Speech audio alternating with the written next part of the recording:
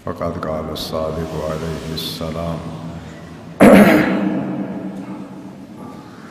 व तर्कुस्सलाति मुतअम्मिदन व शय्यन मिम्मा फ़रज़ल्लाह लिअन्ना रसूलल्लाहि सल्लल्लाहु अलैहि व आलिहि व सल्लम क़ाल मन तरकस्सलात मुतअम्मिदन फ़क़द बरिअ मिन ज़िम्मतिल्लाह व ज़िम्मति रसूलिल्लाह सल्लल्लाहु अलैहि व आलिहि। गुनाह कबीरा के सिलसिले में गुफ्तगू हो रही थी। तर्के हज वाजिब के बाद जिस गुनाह कबीरा का आज से तज़किरा शुरू कर रहे हैं वो है तर्के वाजिब व तर्के मा फ़रज़ल्लाहु तआला। किसी भी वाजिब को तर्क करना या जिस चीज़ को हक़ ताला ने अपने बंदे पर फ़र्ज़ किया हो उसको तर्क करना क़स्दन मुतअम्मिदन इरादा के साथ बग़ैर किसी मजबूरी या शरई उज़्र के ये भी गुनाह कबीरा शुमार होता है। जिस हदीस मुबारक से ये दो जुमले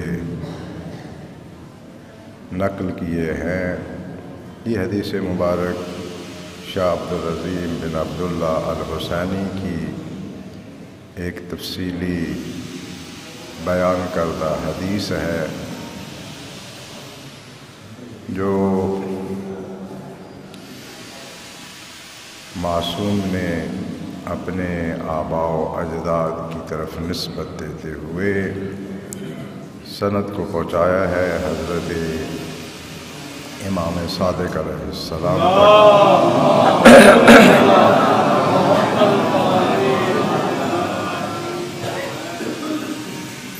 और असल वाक़या ये है उस हदीस मुबारक में काफ़ी तफसीली और तूलानी हदीस है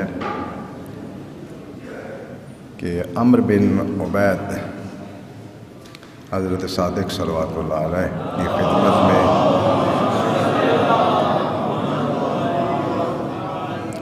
हाज़िर होता है, सलाम अर्ज़ करता है और बैठ जाता है और बैठने के बाद फ़ौरन आय मजीदा की तिलावत करता है अल्लज़ीना यज्तनिबूना कबाइरल इस्मि वल फ़वाहिश कि जो लोग बड़े गुनाहों से और फ़वाहिश से इज्तनाब करते हैं।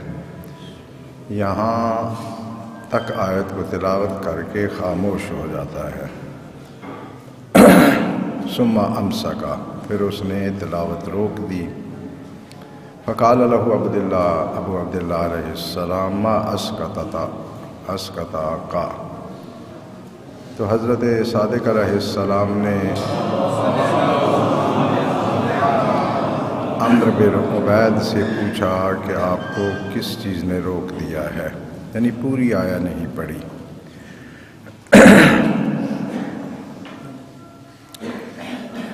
तो अम्र बिन उबैद जवाब में अर्ज़ करता है कि उहिब्बु अन आरफ़ल क़बाइर मिन किताबिल्लाह। ये जो आयत का जितना हिस्सा पढ़ा है इसमें यज्तनिबूना कबाइरल इस्म वल फ़वाहिश, तो ये जो कबाइर का लफ्ज़ आया है ये कबीरा की जमा है। तो कहता है कि मैं चाहता हूँ कि खुदावंद मुतआल की किताब अज़ीज़ से आप कबाइर की मुझे पहचान करवा दें कि कबाइरुल इस्म क्या है। फ़क़ाल नअम, हज़रत ने इरशाद फरमाया हाँ, ये कुरान करीम की आयत से आपके लिए कबाइर गिन देता हूँ, दिखा देता हूँ कि किस किस आया में किस किस कबीरा का तज़किरा आया है। फिर हज़रत ने आयत की तिलावत शुरू की और साथ साथ ये बताया कि ये आया इस गुनाह कबीरा का तज़किरा कर रही है। या अम्र اکبر الکبائر الاشراک باللہ۔ اے عمر بن عبید، تمام گناہان کبیرہ میں سے سب سے بڑا گناہ جو ہے وہ اللہ کے ساتھ کسی کو شریک قرار دینا ہے۔ یہ سب سے بڑا گناہ ہے۔ جتنے بھی کبائر ہیں ان میں سب سے بڑا کبیرہ اللہ کے ساتھ کسی کو شریک قرار دینا ہے۔ اور احادیث میں وارد ہوا ہے کہ جب بھی کوئی کام انسان اللہ کے لیے کرتا ہے اس میں کسی اور کو شریک قرار دے مثلا اللہ کے لیے کر رہا ہوں، فلاں بندہ خوش ہو جائے، فلاں بندہ جو ہے وہ اسے دیکھ کے میری اہمیت کا قائل ہو جائے۔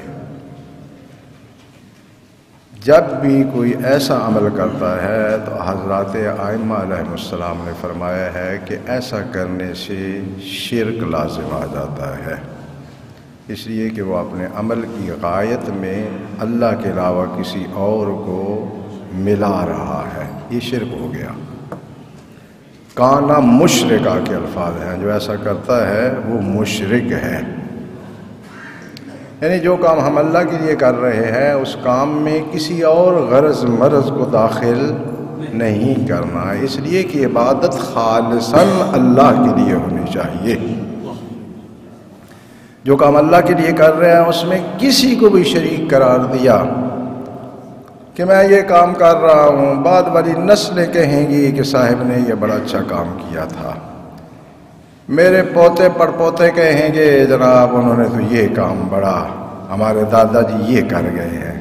شرک ہو گیا، عمل کی اہمیت ہی ختم ہو گئی۔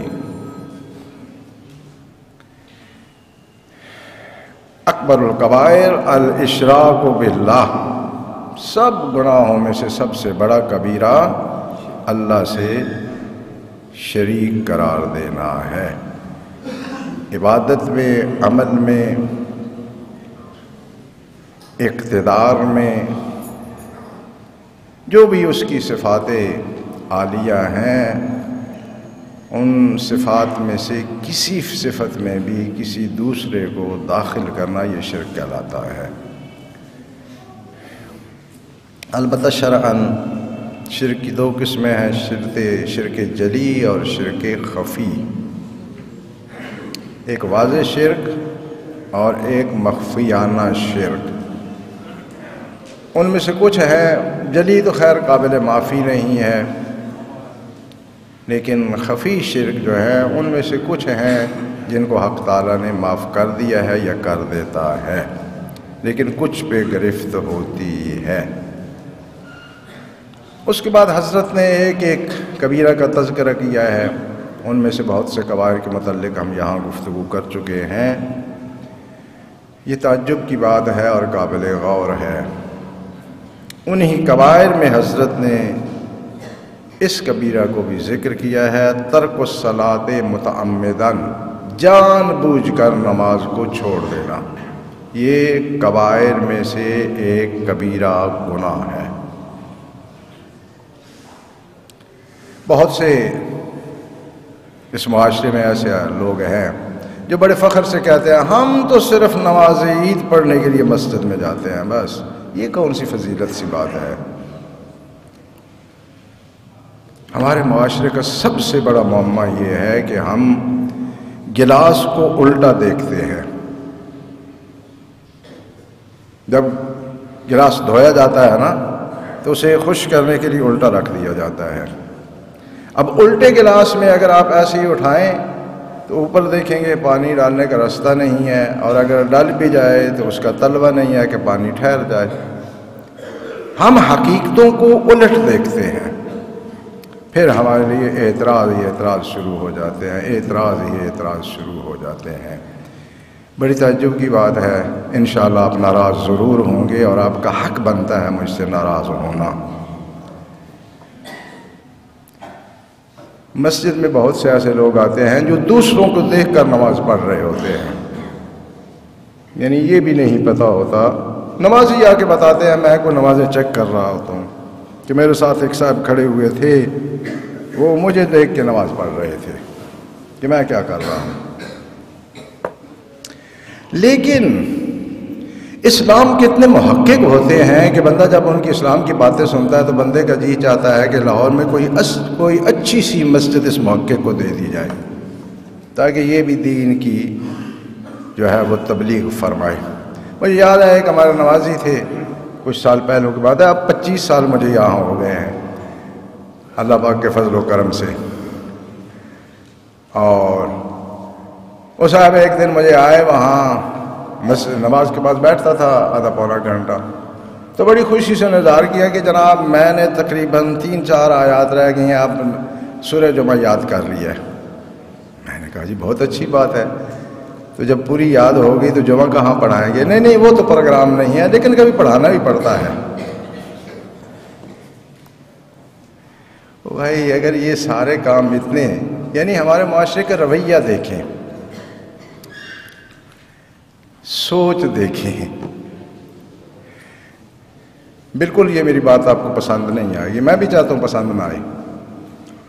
دین جیسی چیزیں جو ہیں اور مذہب جیسی چیزیں جو ہیں وہ مولوی سے پوچھتے ہو، اور مولوی کو سب سے زیادہ احمق اور بے وقوف سمجھتے ہو. سمجھتے ہو نہیں سمجھتے کہ سب سے بے وقوف اور جس کا کوئی عقل کام ہی نہیں کرتا، آنے سے کچھ سمجھ آتی ہے، سب چودھری یہی سمجھتے ہیں کہ دنیا میں سب سے بے وقوف ترین شخص مولوی ہے. جنہوں نے کسی دینی کتاب، میں نے دیکھا ہے لفظ مستحب نہیں کہہ سکتے لوگ، یہ خود میرے کانوں کی سماعت ہے، مستحب کہہ رہے ہوتے ہیں. مستحب ہے جی، مستحب ہے. مستحب غلط ہے، مستحب عمل مستحب ہوتا ہے، مستحب نہیں ہوتا. وہ بھی محقق بنے ہوتے ہیں اور جنہوں نے 30-40-50 سال دین پڑھنے پہ گزارے ہوتے ہیں یا پڑھانے پہ گزارے ہوتے ہیں، ان کو جانچ پڑتال کر رہے ہوتے ہیں. ایک جاہل شخص کسی اہل علم کے علم کو تول سکتا ہے؟ تول سکتا ہے؟ اگر یہی ہے تو پھر سونا جو ہے آپ سونار کے پاس کیوں ٹیسٹ کروانے لے جاتے ہیں؟ پھر کسی مزدور سے ٹیسٹ کروا لیں.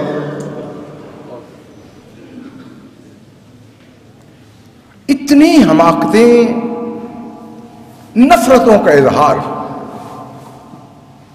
دیکھیں ہمارا جو سب سے بڑا پرابلم ہے وہ یہ ہے کہ ہم حق کے تابع نہیں ہونا چاہتے. اور یہ جتنے بھی انبیاء ہیں ان کے سامنے سب سے بڑی مشکل یہی ہوتی تھی کہ لوگ حق کے تابع نہیں ہونا چاہتے تھے. سرکار دو عالم کے مقابلہ میں اب کفار مکہ کہہ رہے تھے کہ اگر اللہ نے نبوت دینی ہی تھی تو کسی عظیم شخص کو دیتے. عظیم شخص کو، عظیم سے مراد تھی دولت مند کو. طائف یا مکہ کے 2 اشخاص کے متعلق ان کا نظریہ تھا کہ یہ سب سے زیادہ دولت مند ہیں، اگر اللہ کچھ دینا چاہتا ہے تو اس کو دے. ایک یتیم کو یہ منصب دے دیا، ہم نہیں ماننے کے لیے تیار. اللہ یہ چاہتا ہے کہ میرے حکم سے حق مانا جائے. اس لیے امام المومنین علیہ السلام نے فرمایا کہ اللہ پاک نے ہمیشہ نادار لوگوں کو اپنے منصب دیے ہیں، دولت مندوں کے نہیں دیے ہیں. کیونکہ اگر دولت مندوں کو دیتا تو لوگ خوشی خوشی ان کی پیروی کرتے، خوشی خوشی ان کے پیچھے دوڑتے. پتہ نہ چلتا کہ حق کی وجہ سے ان کے پیچھے دوڑ رہے ہیں یا دولت کی پرستش کر رہے ہیں. لہذا خدا را حق کے تابع ہونے کی کوشش کریں. اور اگر آپ اتنے ہی مفکر ہیں، دین سمجھتے ہیں، مذہب سمجھتے ہیں، تول سکتے ہیں، علم لوگوں کا جان سکتے ہیں، تو پھر مہربانی کر کے کوئی نیا مذہب گھڑ لے. اس مذہب میں ترمیم نہ کریں. یہ اہل بیت علیہ السلام کا مذہب ہے، یہ خدا کا مذہب ہے. اس میں ترمیم کے پیچھے نہ بھاگیں. سمجھتے ہیں کہ آپ بہت مفکر ہیں تو اپنا مذہب گھڑ لیں. اکبری دین بھی تو پیدا ہوا تھا نا انڈیا میں، تو آپ بھی کوئی اپنے نام کا دین گھڑ لیں. لیکن اللہ کے دین سے یہ رویہ نہ رکھیں کہ یہ ویلڈنگ کرنے والی چیز ہے، اس میں میرا کچھ حصہ مل جائے. تو حضرت نے ان کبائر میں سے ایک کبیرہ شمار کیا ہے ترک الصلاۃ متعمداً، جان بوجھ کے نماز کو چھوڑ دینا۔ اب مجھے تعجب ہوتا ہے کہ ولایت اہل بیت علیہ السلام کا دم بھرتے ہیں اور اتنے شدید ولایت کے حامی کہ یہ میرا عصا جو ہے یہ تو بڑا کمزور سا ہے، انہوں نے اس سے بڑی ڈانگ پکڑی ہوئی ہے، جنت کے دروازے پہ کھڑے ہیں، اس جنت میں ہم کسی کو نہیں جانے دیں گے۔ اتنی جنت میں ملکیت اور خریدی ہوئی چیز ان کی، اور اہل بیت علیہ السلام کی جب ایسی گفتگو ان کے سامنے کی جائے کہ یہ کرنا شیعہ کے لیے ضروری ہے، کہتے ہیں جی چھوڑیں، یہ تو پھر ائمہ کے بات کریں، ہم تو گناہ گار لوگ ہیں، یہ نہیں کر سکتے۔ تو پھر اگر آپ گناہ گار کر ہی نہیں سکتے تو اللہ نے یہ احکام بنائے کیوں ہیں گناہ گاروں کے لیے؟ میں بھی گناہ گار، آپ بھی سب گناہ گار، ہم تو کر ہی نہیں سکتے۔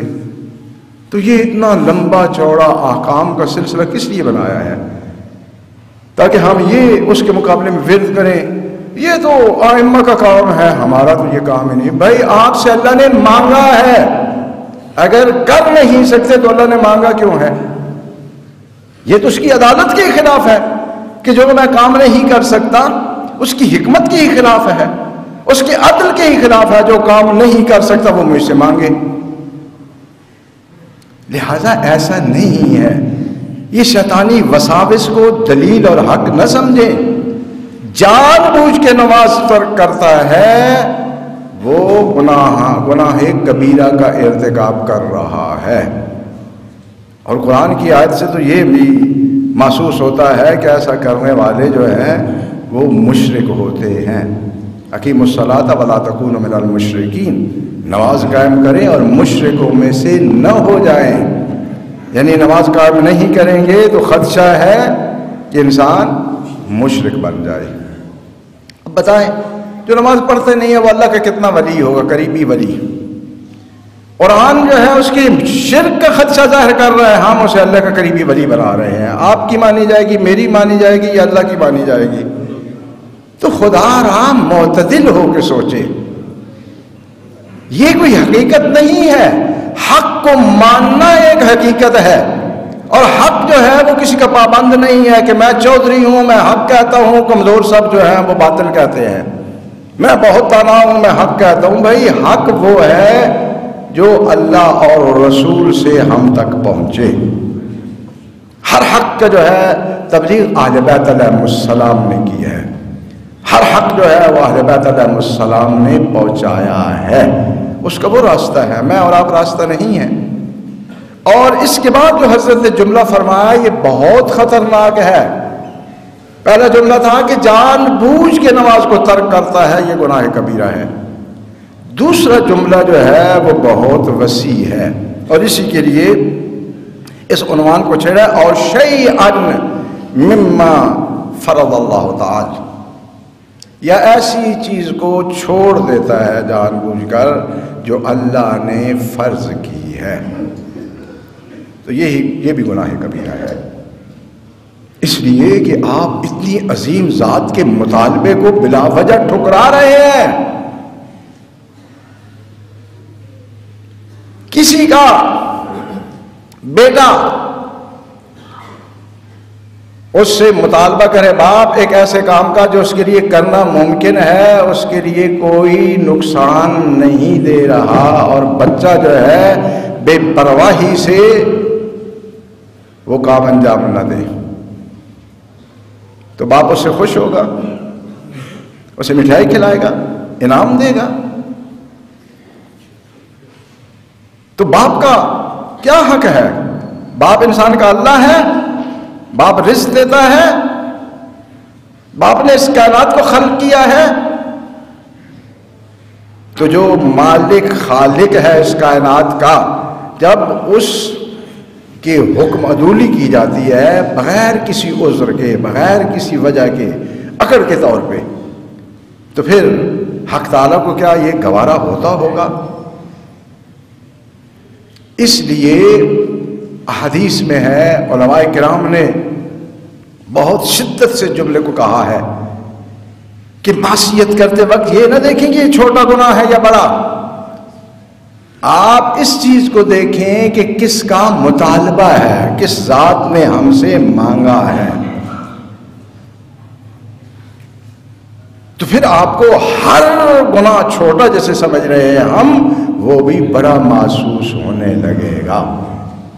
اس لیے کہ جب خالق اور مالک کے مطالبے پہ، اس کے آرڈر پہ، اس کے حکم پہ ہم جھک نہیں رہے ہیں، اسے مان نہیں رہے ہیں، تو اس کے اقتدار کو چیلنج کر رہے ہیں۔ اور فرمایا کہ لأن رسول اللہ صلی اللہ علیہ وسلم قال من ترک الصلاة متعمدا فقد برئ من ذمۃ اللہ بذمۃ رسول اللہ۔ بہت سخت جملہ ہے، اس لیے کہ سرکار دو عالم نے ارشاد فرمایا ہے کہ جو شخص جان بوجھ کر نماز کو ترک کر دیتا ہے وہ بری ہو جاتا ہے اللہ کے ذمہ سے بھی اور رسول اللہ صلی اللہ علیہ وسلم کے ذمہ سے۔ یعنی گویا کہ اس کا یہ براعت جو ہم بیزاری کے لیے استعمال کرتے ہیں، دشمنوں سے بیزاری کے لیے لفظ براعت استعمال ہوتا ہے، اہل بیت علیہ السلام کے دشمنوں سے بیزاری کے لیے لفظ براعت استعمال ہوتا ہے، وہی یہاں پر بھی ہے۔ جب وہ اللہ کے حکم کو نہیں مانتا تو وہ براعت کر رہا ہے اللہ سے اور اللہ کے رسول سے، العیاذ باللہ۔ اور یہ تو مذاق میں بھی اگر کی جائے اللہ اور اللہ کے رسول سے اور اہل بیت علیہ السلام سے کوئی براعت کا اظہار کرتا ہے مذاق کے طور پہ بھی، تو وہ واقعاً بری ہو جاتا ہے۔ کل اگلے خطبے میں انشاءاللہ حدیث تلاوت کروں گا۔ بارگاہ رب العزت میں مصر دعا ہے کہ